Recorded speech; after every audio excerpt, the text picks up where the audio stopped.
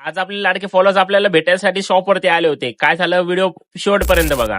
सर्वात पहिले आलो मी माझ्या शॉपवरती. म्हटलं चला शॉपवरती जाऊ, जे काम आहे आपले ते पटापट करून टाकू. सर्वात पहिले शॉपवरती आलो, हा रेडमीचा मोबाईल आला होता. कस्टमरने आयफोन लुक येण्यासाठी मस्तपैकी रेडमीचा मोबाईल घेतला होता. खूप सारा जोरात आपडल्यामुळे त्याचं बॅक पॅनल फोडलं होतं. बॅक पॅनल एवढं जोरात फोडलं होतं की डायरेक्ट पूर्ण चुरा करून तुमच्या रोहित भाऊला काढावा लागला. मग काय आपण 120च्या स्पीडने पॅनल खोलून घेतला आणि कस्टमरला एकदम नवीन कोरा करीत आयफोन बनवून दिला.